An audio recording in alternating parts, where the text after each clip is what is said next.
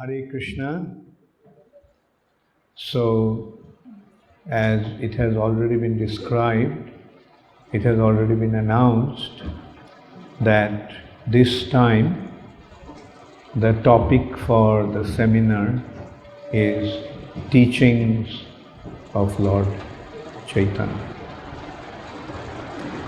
Actually, for last few years, every year I select a specific topic for the seminar, and throughout the year at different places I give a seminar on that topic. And those seminars actually begin here in Ujjain. Other years we used to hold the seminars in December during the Christmas New Year holidays, 25th to 31st December. But this year we are having it at this time. The idea was, since so many devotees will come from different parts of the world here, for this occasion, then most probably it will not be possible for most of them to come again in December. Therefore, this year we decided that at this time, on this occasion of Srila Prabhupada Memorial Festival, we will have this particular seminar. Actually, I've been gradually building up these seminars. Previously, generally, I used to give seminars based on philosophical topics. And while giving classes, I noticed one very interesting phenomena, that when I spoke philosophy, everyone fell asleep. But when I told stories, then everyone woke up. Everyone woke up. That's why I thought that to keep everyone awake, I would rather tell stories. So the first topic was Ramayana. For 1 year, we just gave seminars on Ramayana. Then next year, I gave seminar on Mahabharata. Then I gave seminars on Krishna's pastimes in Vrindavan. And last year I gave the seminar on Krishna's pastimes out of Vrindavan. Krishna's Vrindavan pastimes are often discussed, but I noticed that Krishna's pastimes out of Vrindavan, apart from Bhagavad Gita, hardly we discuss about those pastimes, especially which actually meant Krishna's pastimes in Mathura and Dwarka. So last year we gave the seminar on Krishna's pastimes out of Vrindavan. So now that we have covered Ramayana, Mahabharata, Krishna's pastimes in Vrindavan, Krishna's pastimes out of Vrindavan, so what should be the natural topic? Oh, in between actually I did some seminars on Chaitanya Mahaprabhu's pastimes. Yes, we gave seminars on Mahaprabhu's pastimes also, but not everywhere. In some areas, like for example in Calcutta and Mayapur, specifically I gave Chaitanya Mahaprabhu's pastimes. But then I thought that Mahaprabhu's teachings are the very basic foundation, very foundation of our movement.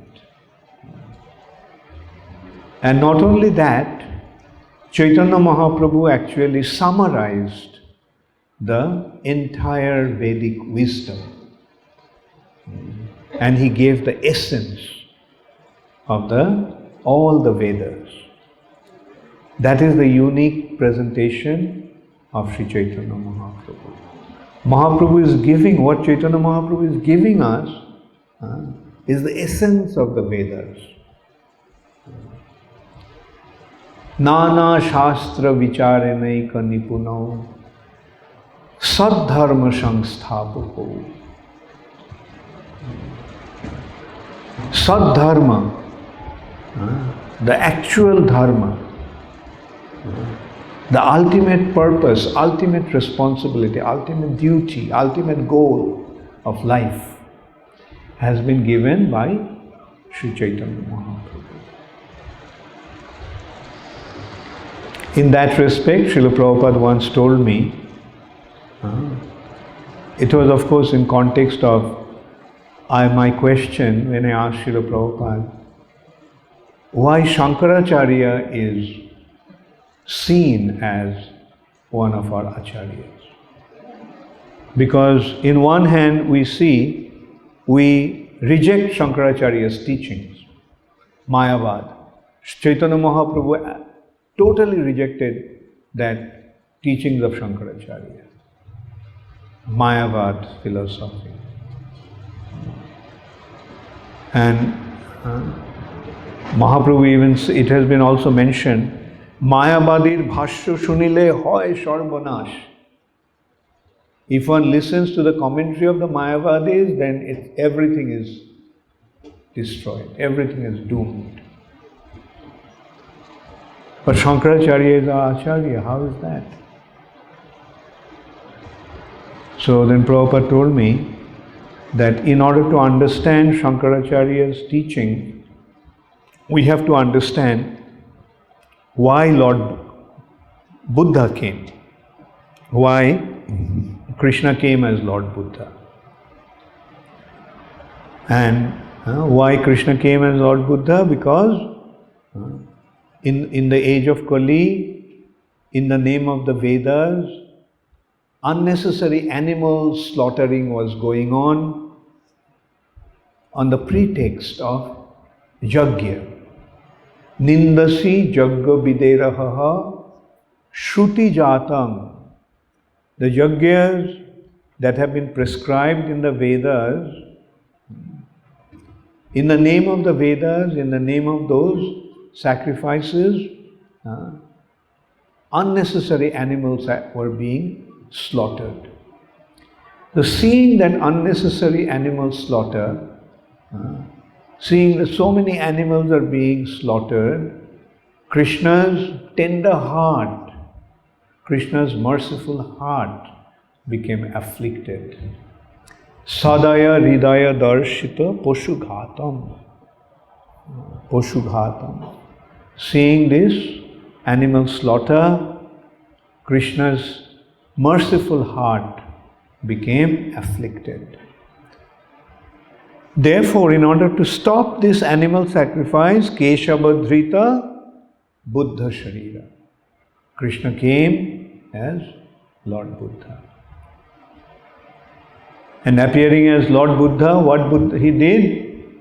He rejected the Vedas. He presented a new process of dharma. So, and that new Buddha said that the goal of life is to follow these principles of goodness, speaking the truth, being honest, not afflicting pain to others, not to kill animals, ahimsa. And he established that, and as a result of that, the Vedas were given up. But unless and until one accepts the Vedas, one cannot understand the Supreme Personality of Godhead. Therefore, there was a need to re-establish the Vedas. So Buddha came and fulfilled the purpose. Animal sacrifice now stopped. But now the Vedas have been rejected. And as a result of that, there is no way to understand the Supreme Personality of Godhead. Veda means the process of understanding the Supreme Lord. Vedaischa sarvair ahameva vedya. In all the Vedas, I alone am to be known. Krishna is saying that in Bhagavad Gita. Therefore, since they rejected the Vedas, there is no way of understanding the Supreme Lord. Ved na manya bodha hoilo nastik. Because the Buddhists did not accept the Vedas, therefore they are atheists. So now there is a need to re-establish the Vedas. So Krishna instructed Lord Shiva to go and re-establish the Vedas. Lord Shiva is saying that to Parvati, Mayavadam ashatchastram prachanna bodham uchyate mayaiva vihitang devi kalo brahmana murtina. Telling Parvati, Devi. In the age of Kali, Kalu, Brahmana Murtina, appearing as a Brahmana, I will establish a doctrine, temporary doctrine, Asatshastram, temporary doctrine, known as Mayavad. Why? In order to re-establish the Vedas. The purpose, Buddhists have rejected the Vedas. They have nothing to do with the Vedas. Now the Vedas have to re-establish. And mind you, at that time, practically whole of India became Buddhist. Whole of India became Buddhist. So much so that Lord Jagannath's temple became a Buddhist temple. They started to claim that Jagannath, Baladev and Subhadra are Buddhist deities. And anyway, so the whole of India at that time became Buddhist. So it was in order to convince them to re-establish the Vedas in their domain, Shankaracharya had to present it in a certain way. Like instead of presenting the pure teachings of the Vedas, Shankaracharya took the Buddhist doctrine to re-establish the Vedas. Because Buddha said the goal of life is to attain Nirvana. And Nirvana means to become nothing. Therefore, Buddhism is called voidism, Shunyavad. Buddhism is actually Shunyavad. Shunya, ultimately, we all will become nothing. That's the goal of life. Shankaracharya took that this is the goal of their life. Shankaracharya pointed out, look, this concept of Nirvana is not a Buddhist concept. It's coming from the Vedas. And the Vedic understanding of Nirvana is not to become nothing, but to merge into the Absolute. So in this way, Shankaracharya defeated Buddhism and re-established the Vedas. And in order to do that, he had to take a middle path. And that is the path of impersonalism. Shunyavad, to become nothing, to become one with the Absolute who is devoid of any form, any quality, any attribute, and so forth. So in this way, Shankaracharya re-established the Vedas. Shankaracharya's theory is originally, it is called Vivartavad, theory of illusion. And it is also known as Mayavad, because illusion means Maya. Anyway, since we come to that, let me briefly discuss about that, explain that. What is this Mayavad or Vivartavad? Actually, Vedas have established Parinamvad, that means the theory of transformation. Brahma is transformed into Jagat, material world. It is the spiritual energy of the Lord, Brahman, had become transformed into this material nature. Gradually that has been described, that Mahatattva, then with the modes of material nature, three gunas, the transformations gradually took place. Transformation. Pradhan, Mahatattva, then the five elements, five senses, and so forth. And then with the influence of the modes,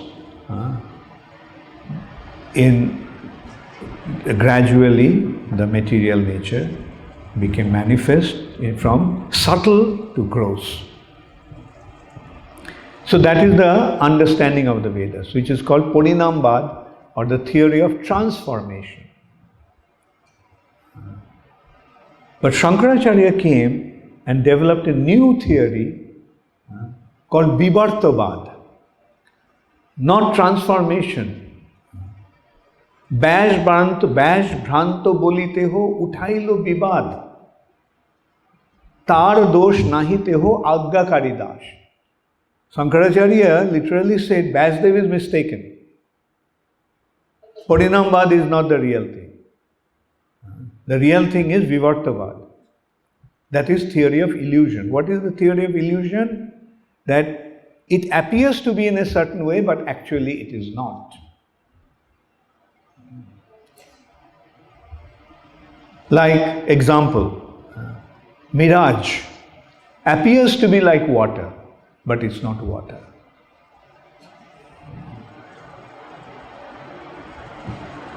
Similarly, another example is mother of pearl appears to be like silver, but it's not silver. A rope appears to be like a snake in darkness, semi-darkness, but it is not a snake. So this is the theory of illusion. Illusion appears to be in a certain way, but it is actually not that.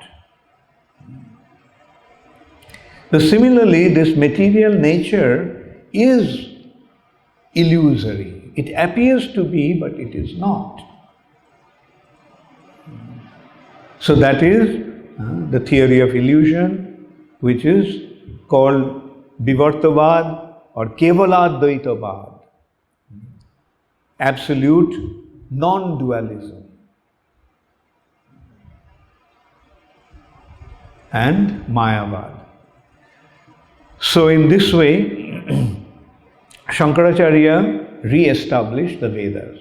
Nirvan is a statement of the Vedas, and in this way he re-established the Vedas. But then came the Vaishnavacharyas, Ramanujacharya, Madhvacharya, Nimbarkacharya, Vishnu Swami.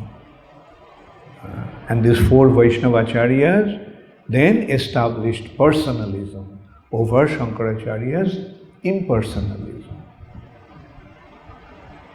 And in this respect, Prabhupada gave a very nice analogy that on the field of atheism, Shankaracharya dug the foundation Now when you dig the foundation goes in the opposite direction. The building will go this way, but the foundation goes that way. Therefore, it seems that Shankaracharya's presentation is contradictory to the Vedic statements. No, it is because the foundation, on that foundation, Ramanujacharya, Madhvacharya, Nimbarkacharya and Vishnu Swami built the temple. And Sri Chaitanya Mahaprabhu established the deity of Radha Krishna in that temple. This is based on Chaitanya Mahaprabhu's teaching, is based on these four acharyas' teachings. And Shankaracharya's apparent contradiction is functioning as a foundation. So this is, in short, we have to understand that this is what Sri Chaitanya Mahaprabhu came to give. Sri Chaitanya Mahaprabhu came to distribute this essence of the Vedas. And then on these teachings, through these teachings of Chaitanya Mahaprabhu, the identity of Krishna has become revealed. And the most important aspect of this revelation is the identity of Srimati Radharani. Srimati Radharani's identity is the secret. Because unless and until we understand Srimati Radharani's identity and Krishna's relationship with Srimati Radharani, we will not be able to recognize Krishna's actual identity. Or you can look at it the other way around. In order to understand Krishna's actual identity, we have to understand Krishna's relationship with Srimati Radharani. Who is Srimati Radharani? What is Vrindavan? What is the specialty of Krishna's relationship with the gopis? Jodi Gaura na hoito, as Vasu Ghosh sang, Jodi Gaura na hoito, tobe ki hoito, kemone dhoritam dehe, Radharo mohima, premo rasho shima, jagote janato kehe. If Chaitanya Mahaprabhu didn't come, who would have revealed the identity of Srimati Radharani to this world? And if I did not understand the identity of Srimati Radharani and specialty of Krishna's relationship with Srimati Radharani, how would I have maintained my life? So this is the greatness of Sri Chaitanya Mahaprabhu's teachings. At the very beginning, I mentioned this aspect for you all to understand the supremacy of Sri Chaitanya Mahaprabhu's teachings. Never ever this understanding has been revealed before. Krishna's identity has been presented in various ways, but Chaitanya Mahaprabhu practically made us realize who Sri Chaitanya, who Sri Krishna actually is. Krishna's Braja Leela is there in Srimad Bhagavatam. But nobody understood that Krishna is the Supreme Personality of Godhead. Krishna's pastimes in Vrindavan with the gopis is the highest spiritual activity. Rather, people used to think, oh, Radharani's, Krishna's relationship with the gopis is immoral. Many people did not even want to touch that. Like that was they felt. But the thing is, Mahaprabhu came and made us understand that is the highest spiritual relationship. Yes, in a material platform, that kind of relationship is abominable. To have a relationship with somebody else's wife, a relationship with unmarried girls, like that is immoral and abominable. But that is in a material platform. Whereas the spiritual platform is diametrically opposed to this material platform. Like if material nature is a reflection of the spiritual sky, then in the reflection what happens? What is the topmost? Where does it appear in the reflection? The topmost region appears to be the lowermost in the reflection. So the difference between material and spiritual is when we put ourselves in the center, that is material. When we put Krishna in the center, that is spiritual. Yes, when an ordinary person has an affair with somebody else's wife or with unmarried girls, then it is degraded, it is abominable, it is immoral. But when that relationship is there with Krishna, then that is the highest.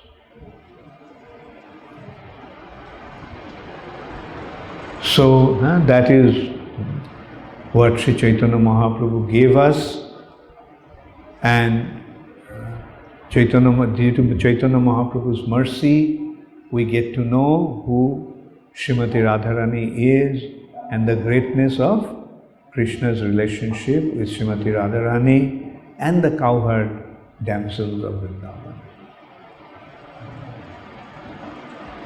And Sri Chaitanya Mahaprabhu presented his teachings through his intimate associates.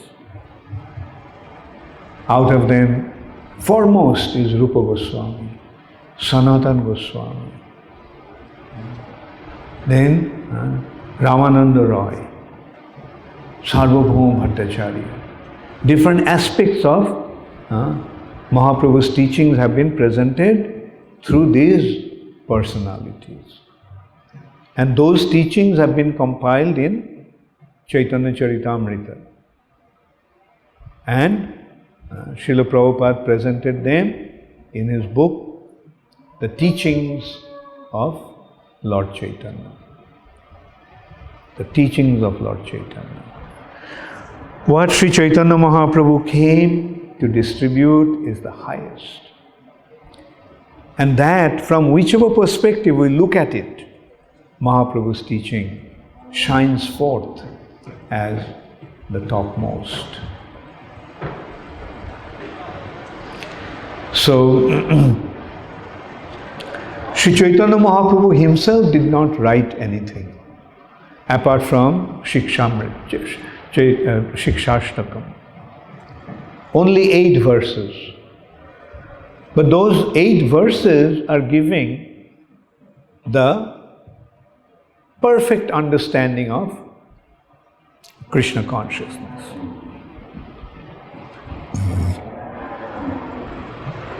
The foundation of Krishna consciousness is the holy name of the Lord.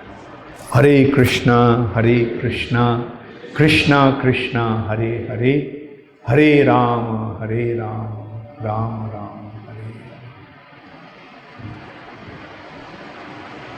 One thing I'll tell you, now I notice that whenever we chant Hare Krishna, it has become kind of a mechanical thing.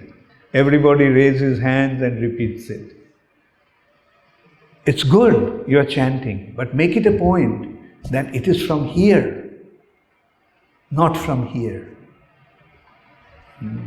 It's not just a lip service, tongue service. It should be from the heart. হৃদয় হইতে বলে জিহ্বার অগ্রেতে চলে শব্দ রূপে নাচে অনুক্ষণ. Bhaktivinoda Thakur is describing what this Hare Krishna Mahamantra is. It rises from the heart, depth of the heart. And it comes to the tip of the tongue. So make it a point that whenever you chant the holy name, it is happening here. That is what we have to cultivate. Krishna consciousness is not a mechanical thing. Krishna consciousness is a matter of consciousness. Our consciousness has to be transformed from material consciousness to Krishna consciousness. Anyway, it was at the back of my mind, so I just told you all. So, whatever you do, it should be done with a proper feeling. Because it's a matter, consciousness means feelings. Consciousness. Being conscious of it. So Sri Chaitanya Mahaprabhu did not himself present it in writing. His teachings were just spoken. He spoke to Rupa Goswami when he met him in Prayag. Prayag is the land that is at the confluence of 3 rivers: Ganga, Yamuna and Saraswati. It is present day Allahabad, but originally it was known as, that place was known as Prayag. Due to the Muslim influence, that land became known as Allahabad. Allah means God. Good name. The land of God. Allah, the land of Allah. And from Allahabad, it became Allahabad. But the original Vedic name of that place was Prayag. Sri Chaitanya Mahaprabhu met Srila Rupa Goswami. Rather, Rupa Goswami met Sri Chaitanya Mahaprabhu. Rupa Goswami, let's also get at the background of it shortly. Rupa Goswami was the minister of the Nawab or the king of Bengal at that time. King Hussain Shah, Muslim Nawab. And he was his minister. He was his finance minister. And although they were Brahmanas, very exalted Karnataka Brahmanas, their family actually came from Karnataka and settled in Bengal. So they were exalted Brahmanas, but because they were associating, they have accepted the service, the job of a Muslim Nawab. The Brahmin society at that time rejected them, ostracized them, threw them out of the Brahmin community. They are not Brahmin, they are Muslims. So, they actually wrote to Chaitanya Mahaprabhu, "This is our situation, please deliver us from this condition. You are the Supreme Personality of Godhead. You have come, you have descended, so please deliver us." And it is because of Rupa Goswami, because of these two brothers, Rupa Goswami, Sanatana Goswami, that Chaitanya Mahaprabhu came to that part of Bengal, which was known as Gowda Desh at that time. Gaur. And Chaitanya Mahaprabhu, while he was traveling towards Vrindavan from Jagannath Puri, he came to Gowda Desh. And the capital of that land was Maldah. Today's Malda. And Rupa Goswami and Sanatana Goswami were in the government service. Sri Chaitanya Mahaprabhu came, and thousands of people are following him. And so when the Nawab asked the chief of police, who was a Hindu, that I heard that somebody has come, lots of people are following him.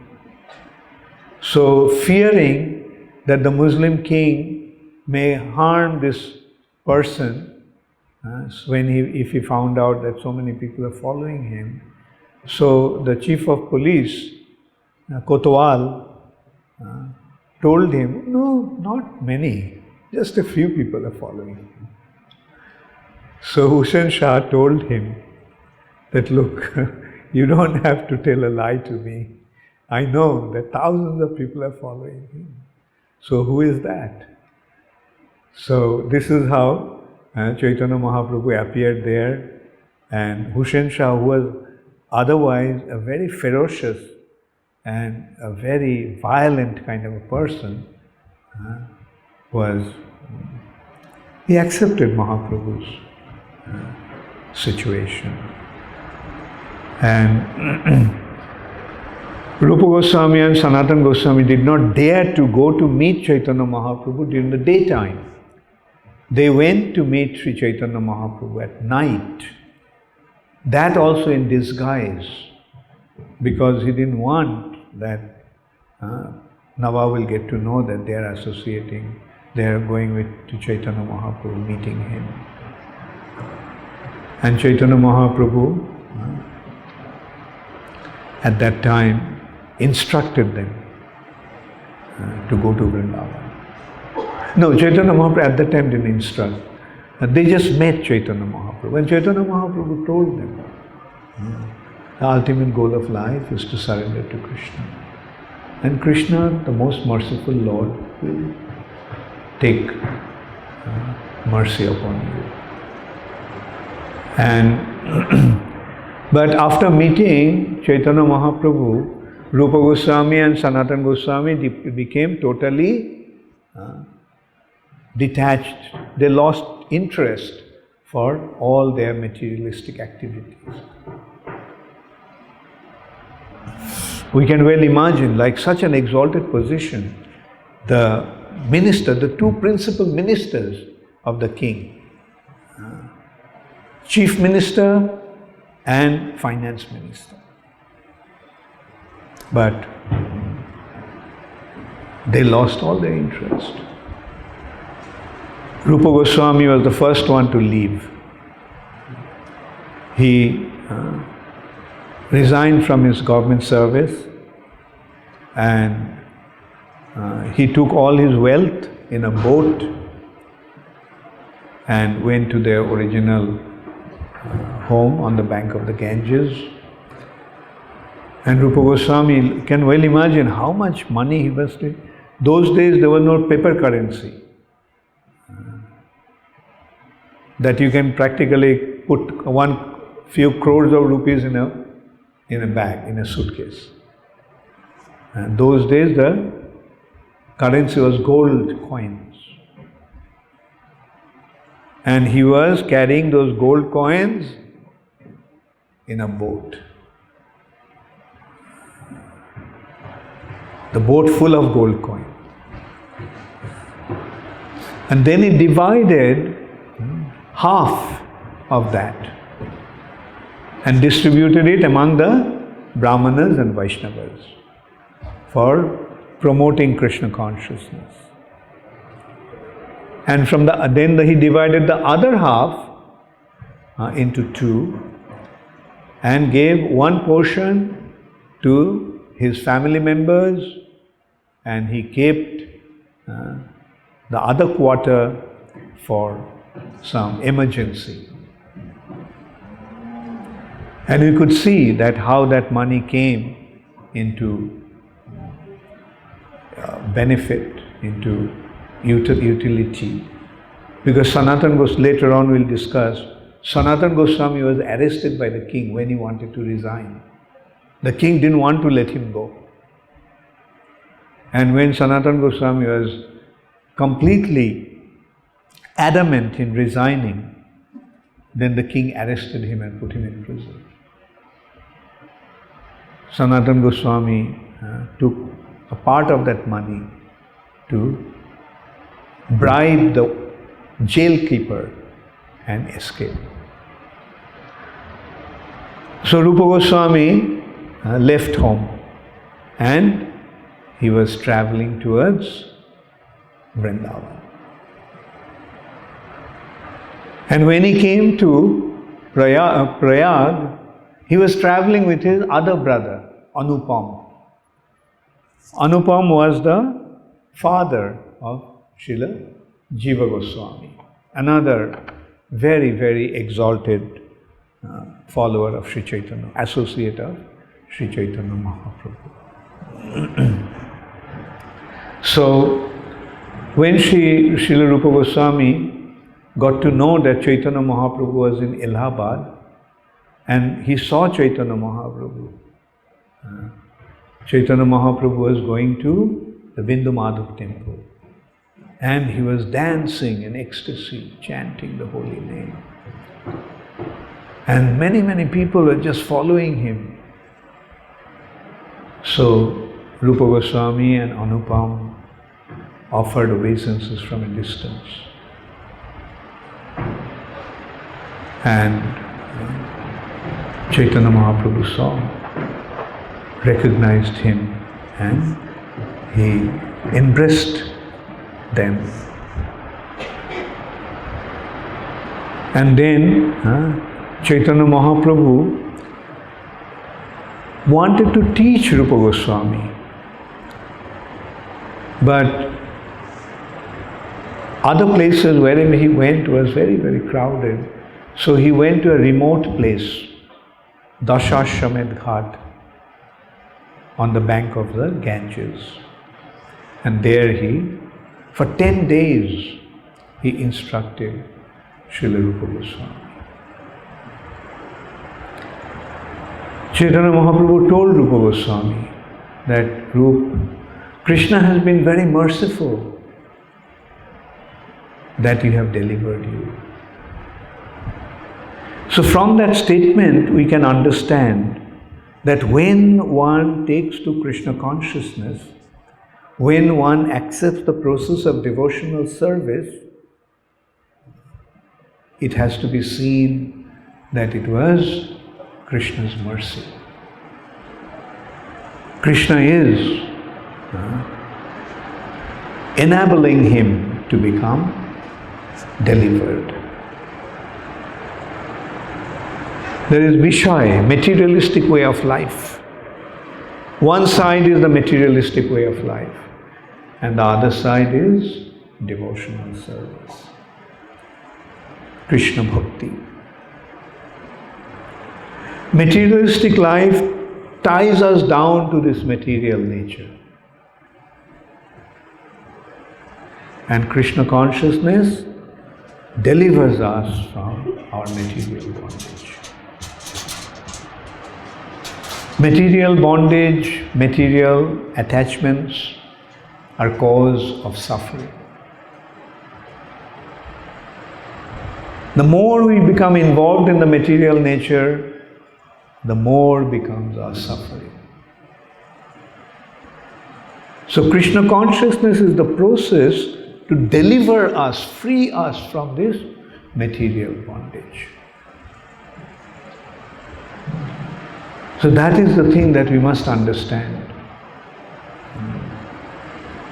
Devotional service delivers one from material bondage. We can't maintain both the things together. It won't work. Like an example in that respect is, two examples in that respect we can give. If you have your 2 feet in 2 different boats, can you progress?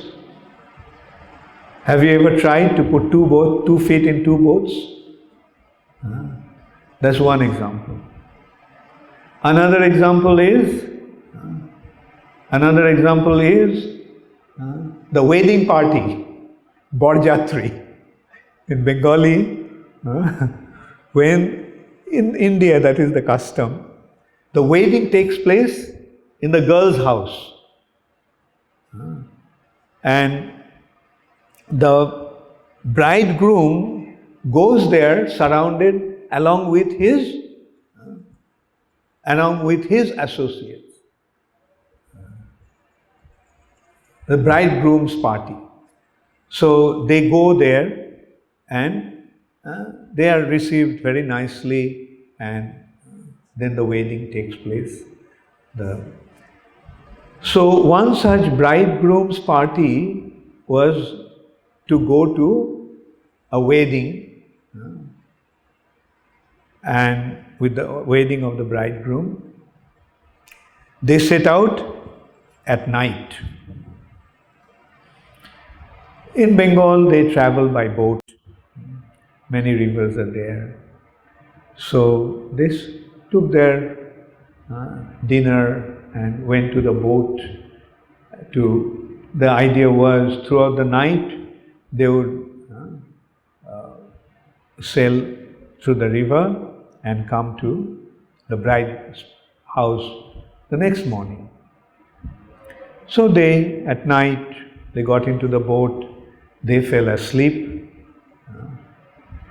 But when they woke up in the morning, they found that the boat didn't move at all. Wherever they were, where they boarded, they got into the boat is still at that place. So they got really upset with the boatman and started to chastise him.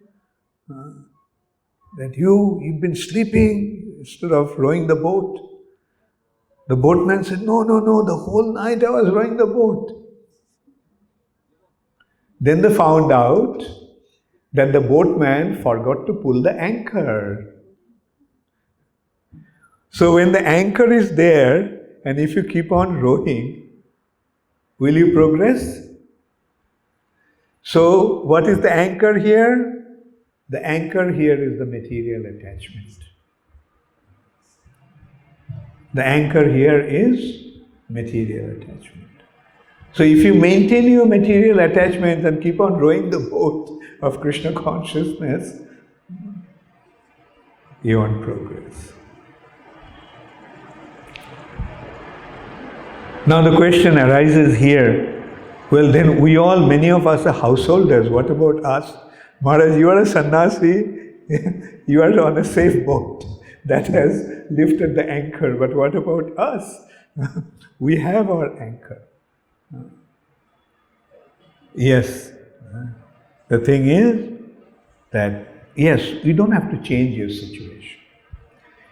Even in household life, you can progress in Krishna consciousness. And the secret is that you have to see everything in the light of Krishna consciousness. There is 2 possibilities in developing relationships. One is through this body. In this material nature, how do we develop our relationships? Through the body. Body's father, body's mother, deep relationship. Body's brothers, body's sister, body's husband, body's wife, body's children, body's friends, body's nation. So that is what is happening in this material nature. Dehatma buddhi, body. But instead of developing our relationship through the body, we have to develop our relationship through Krishna. Yes, Father. But should I see him as my body's father, or should I see him as Krishna's part and parcel?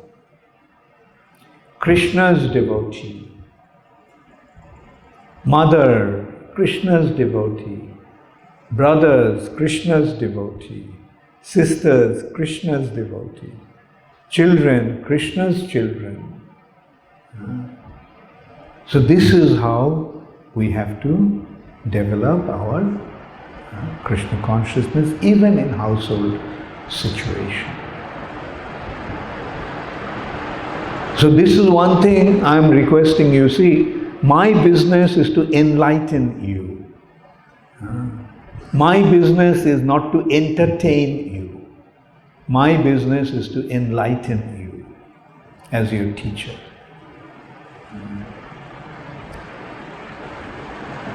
And that's why I have to say things in this way.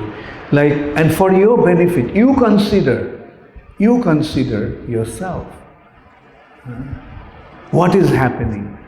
Is it happening through the body or is it happening through Krishna?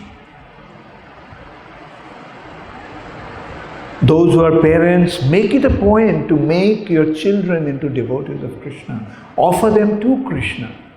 Groom them up, train them up in such a way that when they grow up, they will become devotees of Krishna. They will automatically surrender themselves to Krishna.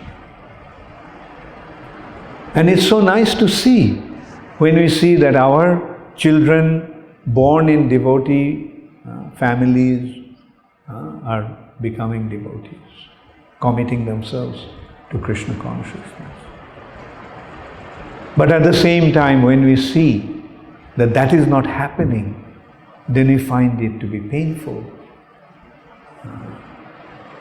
The father and mother have become devotees, but they don't want to do anything about the children. Oh, no, we can't. We have to give them the freedom. Okay, when they grow up, you have to give them the freedom, but when they are young, mold them according to Krishna consciousness. And I admire when I see some of you are doing it so nicely, bringing up your children to become devotees in such a nice way. Train them when they're young.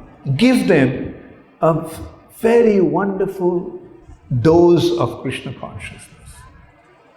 So that when they grow up, they will commit themselves. When they will decide for themselves.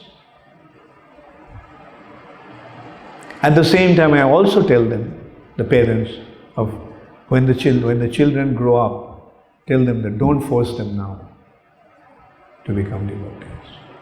No, don't force them to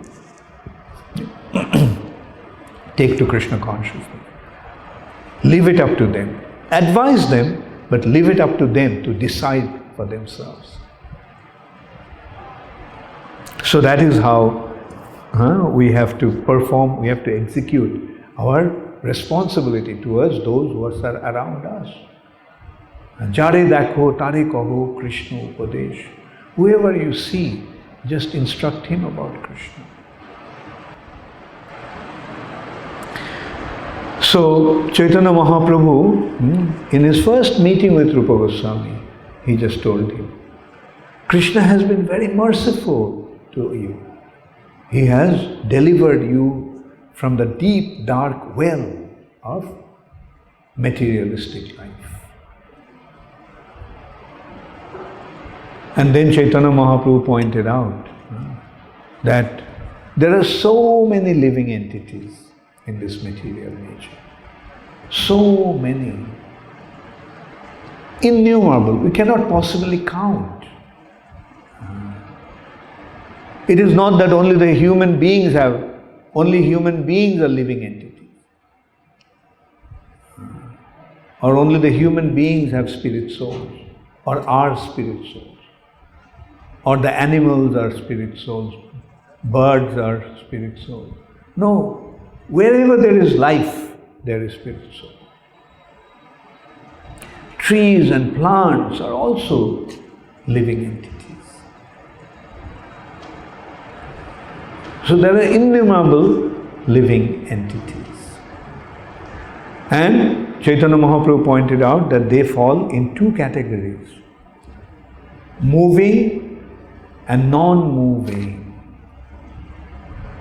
Moving and non-moving. Some living entities move, like human beings, animals, birds, reptiles. They all are moving. Jangam, moving. And some living entities are sthabur, non-moving. Trees and plants and so forth. They are also living entities. So first these categories of moving and non-moving.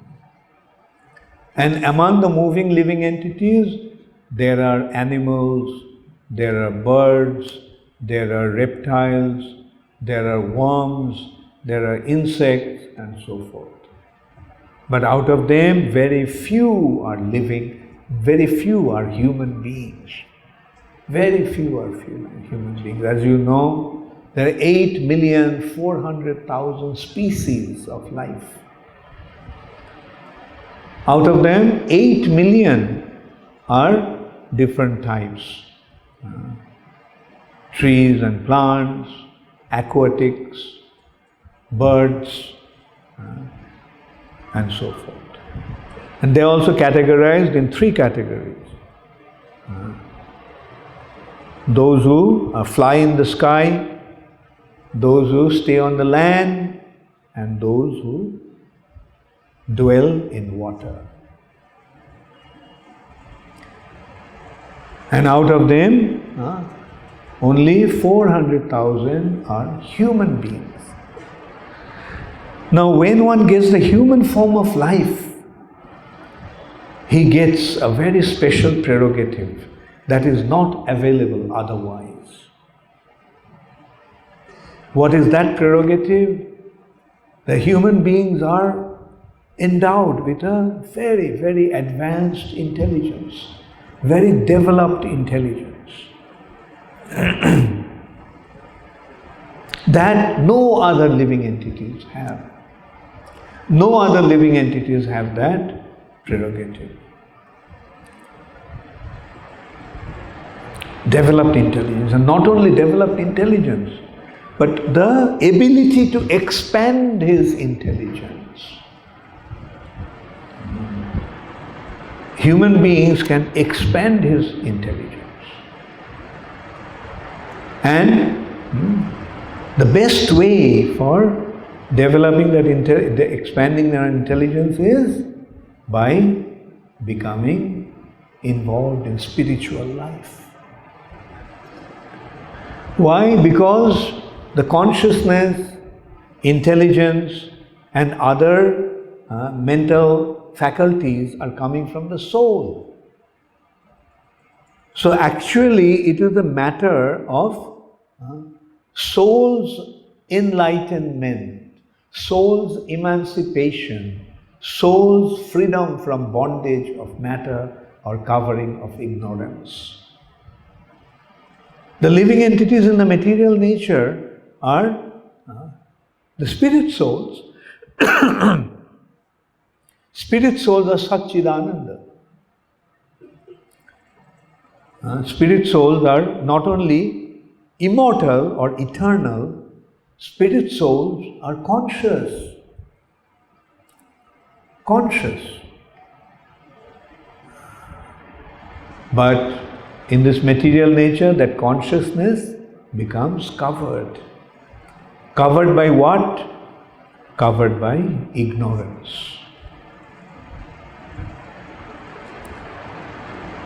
So when one gets a human form, then that covering is considerably removed. That means the human being has the ability to function in its advanced consciousness or advanced spiritual awakening. And when the lower we go, more and more covered their consciousness is.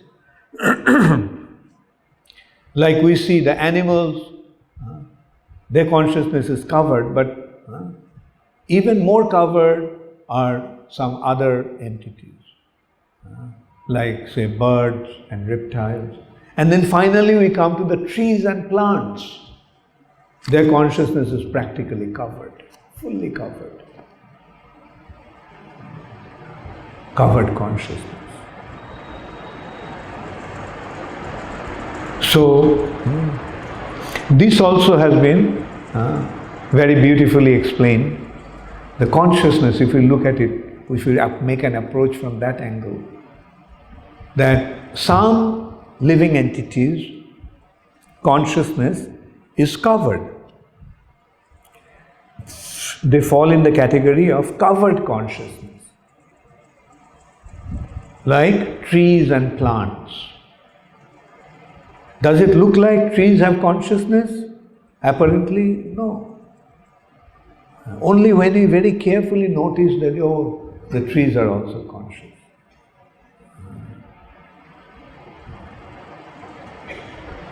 Then, when you come to the insects, reptiles, birds, animals, it's obvious, we can see that they are conscious.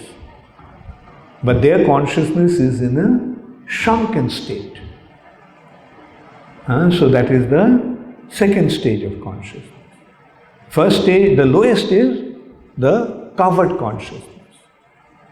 Then shrunken consciousness. From insects and worms up to the trees and plants, they fall in the category of this shrunken consciousness.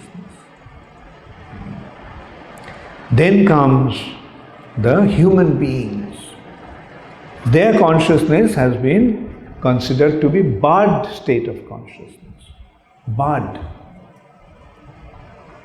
A bud apparently is in a shrunken state. But the bud has the ability to bloom. So human beings fall in the bud state of consciousness. Their consciousness is apparently shrunken, but they have the ability to bloom. Then, from the shrunken consciousness, their consciousness begins to expand. Now, for a flower, since it has been compared to a bud, for a bud of a flower to bloom, it needs two factors. Exposure to the sun and support or shelter of the water, especially lotus buds. When the lotus is exposed to the sun in water, the lotus begins to bloom. So human beings, although their consciousness is in a shrunken state, but has the ability to bloom, provided that human being is exposed to the sun, who is Krishna. Under the shelter of a bona fide spiritual master, who is compared to water.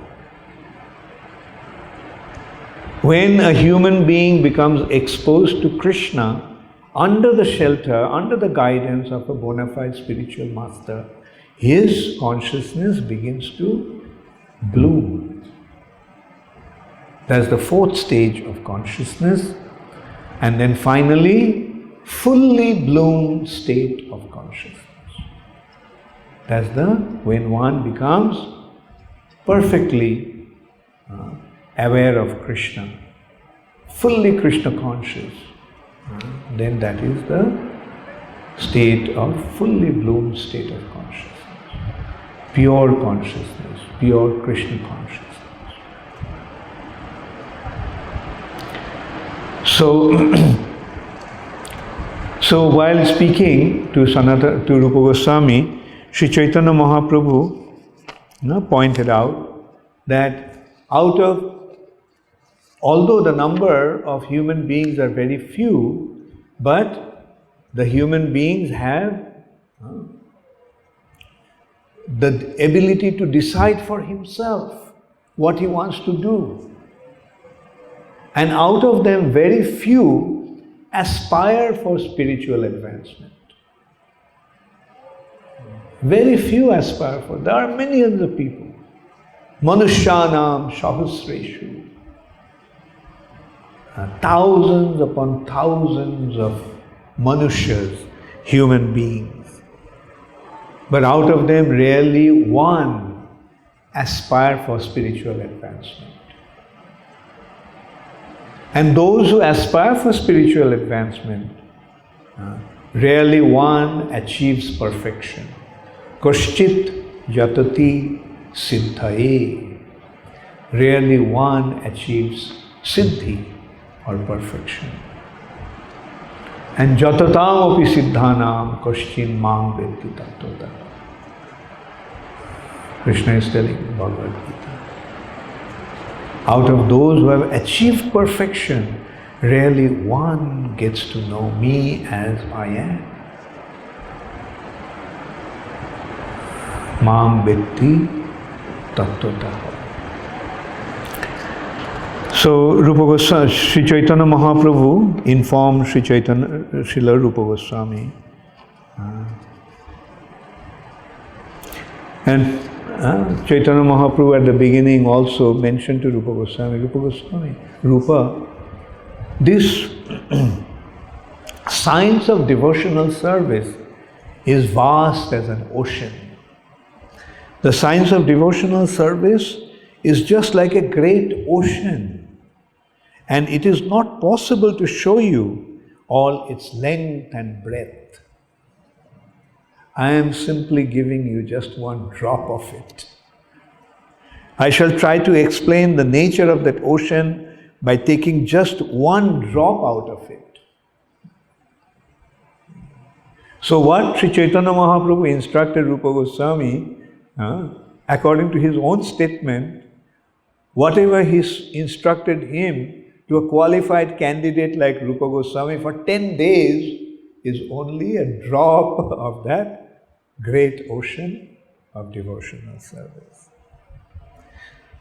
So that from that drop we can get a taste of that nectar and understand what that ocean of devotional service actually is.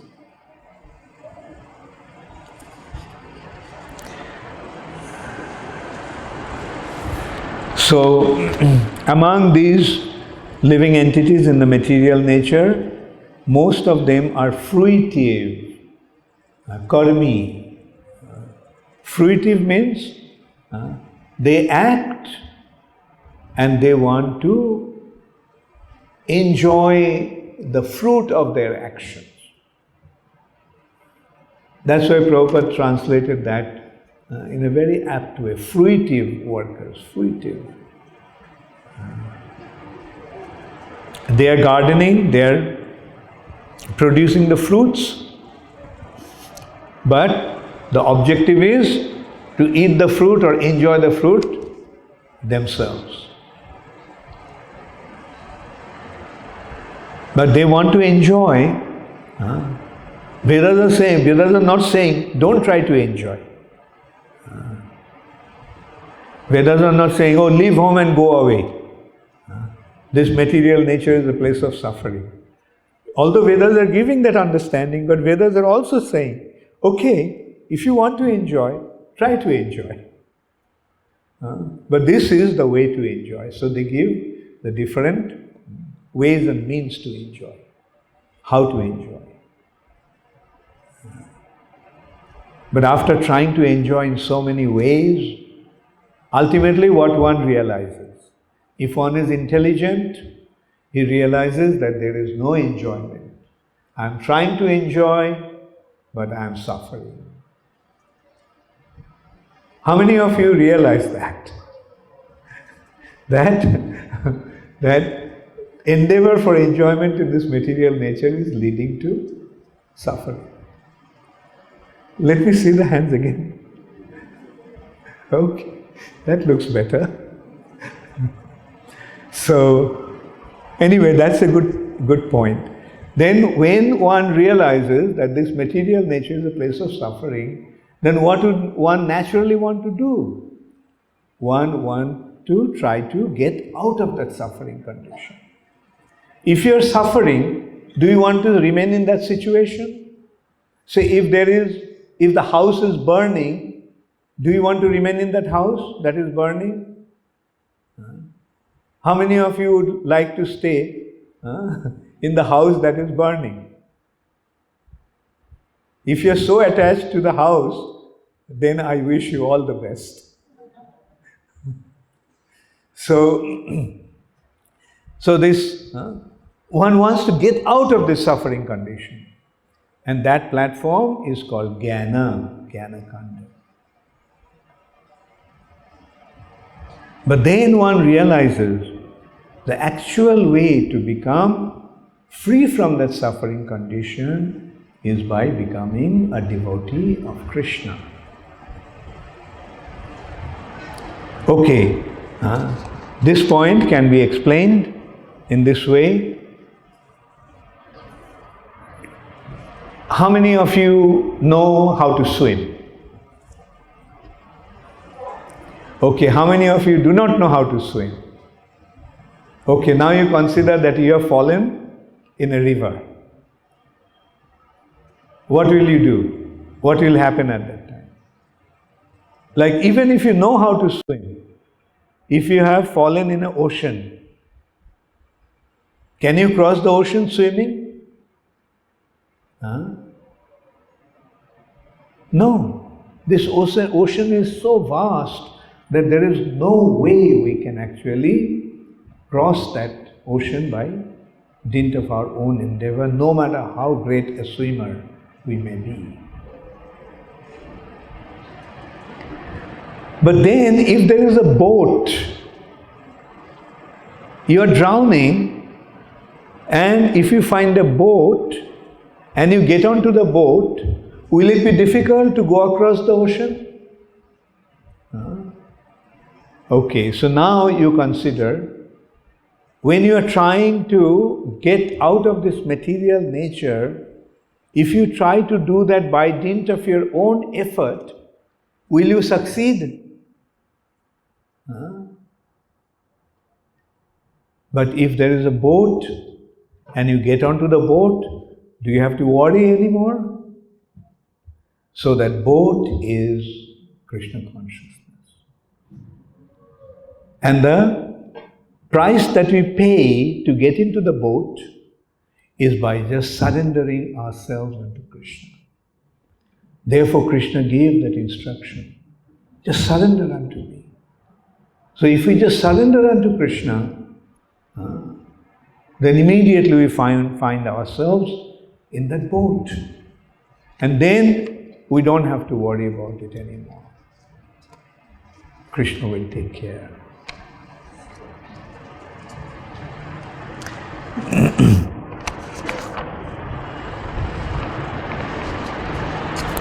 So in this way, the actual liberation is from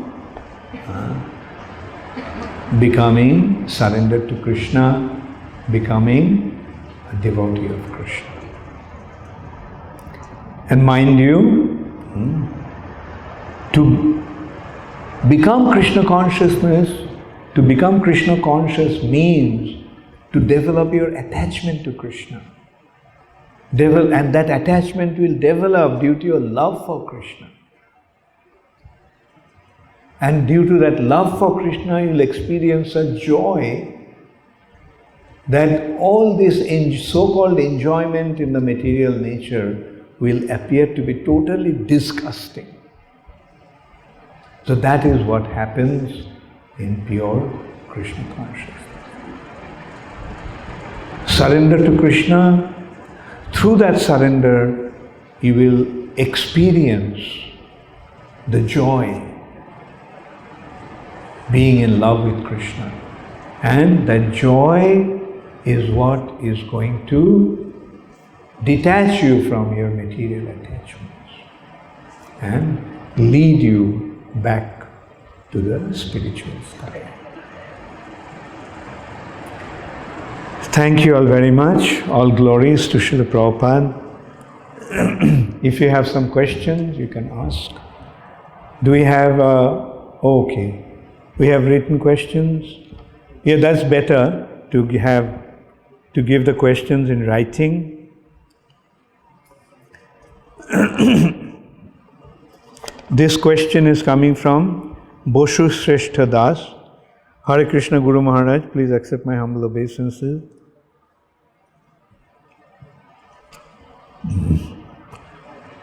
In Bhagavad Gita chapter 2, Krishna says that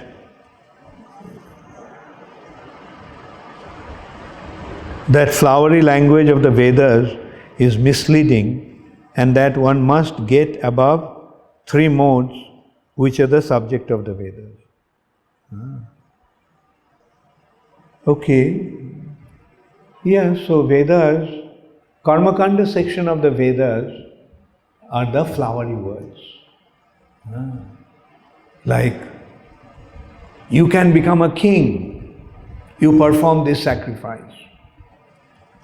You can have a lot of money, you act in this way. You can get a very beautiful wife, you worship such and such demigods and so forth.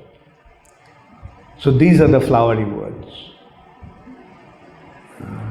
That statement of the Vedas that are leading to enjoyments in the material nature.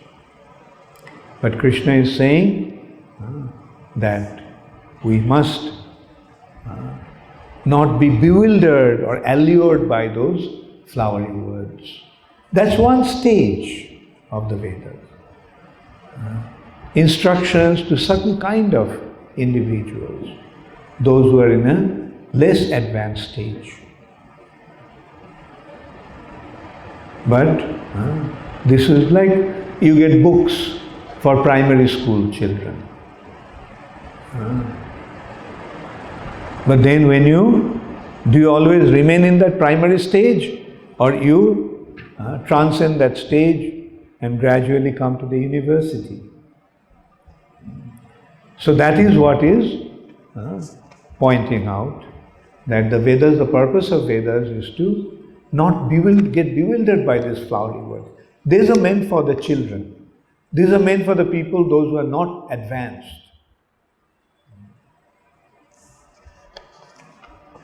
And then, Vedaishta sarvai rahameva Veda. The real purpose of the Vedas is to know Krishna, get to know Krishna, understand Krishna, and develop one's relationship with Krishna.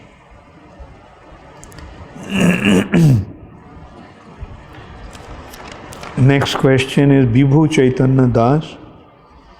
Having 2 legs in difficult boats, is it good to read the Shruti falls of the Bhagavatam stories to get enthusiasm to read the full canto of Prabhupada's Bhagavatam?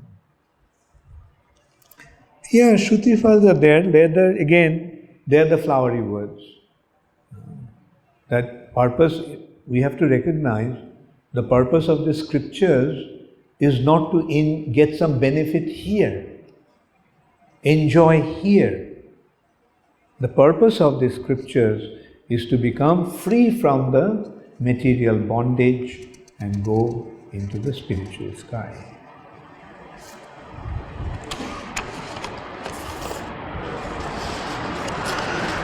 So next is Nanda Vraja Das. If one has started his Krishna consciousness life late and had no scope to train his offsprings in Krishna consciousness, how he does influence his grown-up ones into Krishna consciousness. Try to advise as much as possible and pray to Krishna that he bestows his mercy upon them. That's true, like, when children are grown up, it's difficult. But, you can wait. Like, at least remind them about Krishna and remind them that when you are in difficulty, at least you remember Krishna. That may bring them to the platform of Krishna consciousness.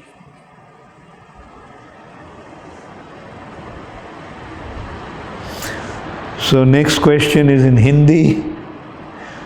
Parameshwari Radhika Devi Dasi. गुरुदेव, जैसे आपने कहा कि बच्चे को संस्कार दे सकते हैं, परंतु फिर भी उनके गलत रास्ते पर जाने का डर होता है, इस सिचुएशन में क्या करना चाहिए? हाँ, मैं अंग्रेजी में बोलूँ या Hindi? Okay, the question is, you have said that that the children should be educated and situated in Krishna consciousness, but at the same time we become afraid, we fear that they may go off onto a wrong path. In such a situation, what should one do? Very good question. I think every parents of grown-up children feel that way. Okay, that's enough questions. No more questions today.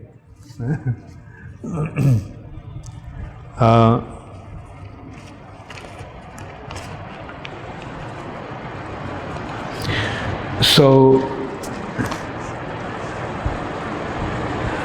you see, everyone comes with his own destiny. But we try to change that course of destiny and bring them to Krishna consciousness, because that is the ultimate destination. On our part, we try, and the situation in this world is very dangerous. As we were saying, dar lagta hai, about the children. It's true, like they're at home maybe for 12 hours, and out of those 12 hours, 8 hours to 10 hours goes to sleep. So they're actually having the association of the parents only for about 2 hours. But the outside influence is there for the remaining 12 hours. And the outside influence is very, very difficult, very dangerous. So, on your part as parents, you try to guide them nicely, make them understand what is the difficulty in that situation. Like, to recognize the dangerous situation of this world, we don't have to go very far. Every morning we can just open the newspaper and we can see what's the situation of this world. So at least we can remind them, look, that is the consequence. So be very careful. So we can remind them about the dangerous situation, and we can advise them not to fall victims of that dangerous situation. So Rama Mohan Das, what steps should be taken to chant always from heart? What steps should be taken to always chant from the heart? Okay, a good step that you can take is become aware that Krishna is in your heart. And Krishna is listening when you are chanting. And when Krishna listens, Krishna becomes very happy. When Krishna sees that you are chanting the holy name, being situated in your heart, he hears and he feels very happy. So this is the how, try to chant from the heart. किशोरी देवी दासी, आपने कहा है कि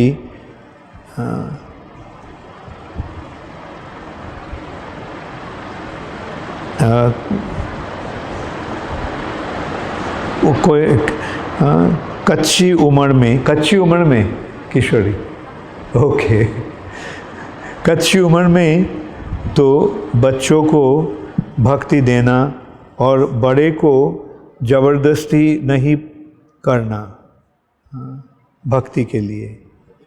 अगर हम बड़े बच्चों को जबरदस्ती नहीं करेंगे तो वो भक्ति नहीं कर पाएगी। तो हमें क्या करना चाहिए? बड़े का मतलब ये सवाल होता है कितने बड़े? So, okay, the question is that when the children are young, then we can give them devotion and instruct them about devotion. But you say that when they grow up, then don't force them. Then, but her question is that when they grow up and if we don't force them, then they won't practice Krishna consciousness. So, what to do?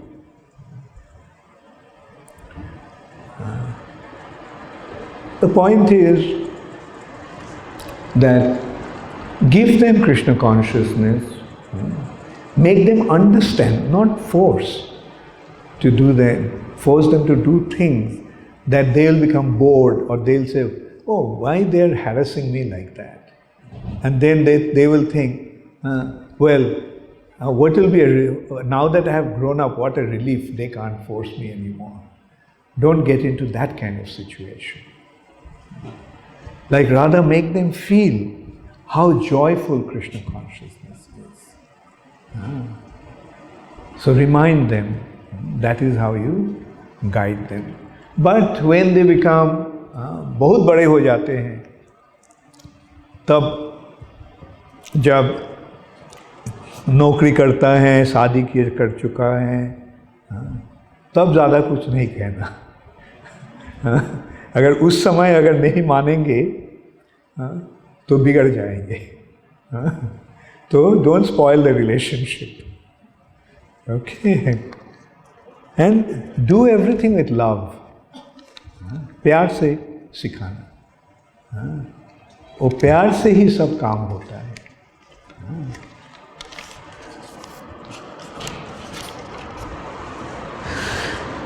Now the next one is from Chitta Hari Krishna Das. Hare Krishna Guru Maharaj, Dandavat Pranam. Thank you very much. My question is, you told that Krishna consciousness means to develop our attachment for Krishna, but I find that material attachments are so deep-rooted that they again and again trouble me, even while being in the association of devotees. So how one can get rid of such material attachments? Yes, nice, very nice question, Chitta Hari. Yeah, our situation in the material nature is very dangerous because this is what we are seeing. This is where we are. We are seeing, we are hearing, we are touching, we are tasting. So this is so real. It's very difficult to overcome the influence. That's why we have to learn to focus our mind in always remembering Krishna. You see, like, yes, eyes are seeing something beautiful, and immediately the mind wants, I want it. And that is the natural tendency. Seeing, hearing, touching, tasting draws our senses. But if we remember Krishna, say for example, if we read Krishna book, and then we see how wonderful Krishna's pastimes are, how wonderful the spiritual world is. And that's why Krishna is reminding, Man mana bhava. With your mind, you always think of me. So that is the secret of becoming free from material bondage. If that is not there, if Krishna consciousness is not there, it will not be possible to overcome these allurements of material nature. And that's why param drishta nivartante. By getting the higher taste, we can become free from the lower taste.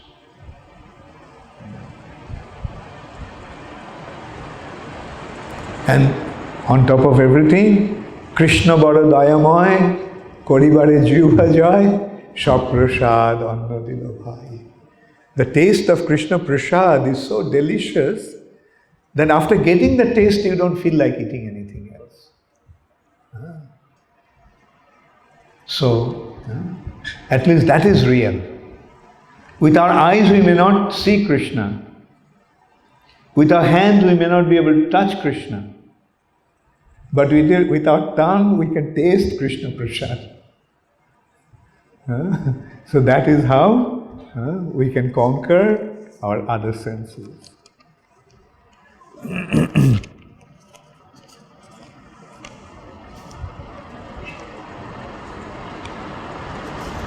This is from Narahari Das, Hare Krishna Guru Maharaj. I had experience of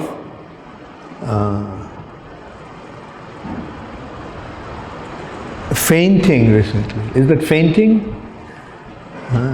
Recently, and although I could hear, I could not chant with my lips.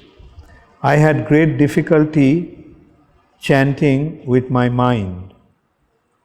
At the time of death, it may be even more difficult. How one can go beyond the mind and senses and automatically attain Krishna at that time. Okay, I will say that at least you have some experience now. When you just fainted, you could not remember Krishna, chant Krishna. Right? So how difficult it will be. But the good thing is that at least you are saying that you could hear. So hearing is, even if you can't chant, but if you can hear, that is also non-different from Krishna. So that is why we make it a point to chant the holy name when someone is dying. But because he may not be able to chant, but he can hear. And it will happen due to the attachment to the holy name. More attached we are, like as we said, like Prabhupada did that. He chanted. And I was telling Harinarayan Prabhu, also while leaving his body, he could chant. He was chanting. And so these are some. So we have to see, we have to understand that these devotees have developed their faith so much that even at that time they could remember. Vinita Ramchandani, Hare Krishna Guru Maharaj, please accept my humble obeisances. Maharaj, you had mentioned in the afternoon that life is a preparation and death is exam, which is very simple, just to remember Krishna. But then why very rarely someone achieve perfection, which you mentioned now? So that perfection is different type of perfection. That perfection is before devotional service. That perfection is not perfection of devotional service. That perfection that is rare is achieving that perfection of becoming situated or becoming aware of one's spiritual identity. But coming to Krishna consciousness is the ultimate perfection. So now that you have come to Krishna consciousness, you have achieved that perfection. So you are very fortunate. You can consider so many people are there. How many are becoming Krishna conscious? If you consider the good fortune that you have, how many people have that good fortune? This good fortune of being situated in devotional service is beyond the platform of liberation. So you can well imagine how exalted that perfection is. And that perfection is easy to achieve. Okay, let us consider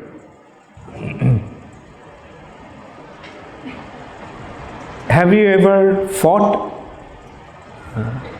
with a heavyweight boxing champion? Can you imagine? Like if you're, or you can say boxing. I'm not talking about you. You don't have to do that. So, say somebody came to beat you up. He is very strong. Now, if you fight with him, what will happen?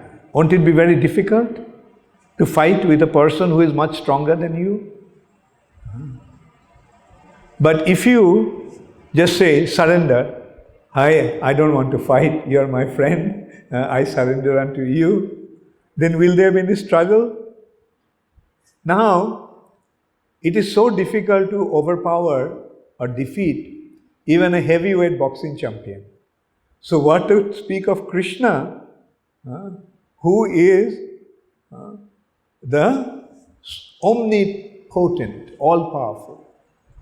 How can you fight against him? It's impossible to fight against him. So if you realize that he's so powerful, why should I fight? Hare Krishna, I surrender. Is it difficult? So that is how Krishna consciousness is. I give up, I surrender. I am your servant. I am depending upon your mercy. And Krishna says, okay, come, I will take care of you. What a wonderful life it is. And that is what devotional service is. Thank you all very much. All glories to Srila Prabhupada. Gaur Premanande Hari Hari.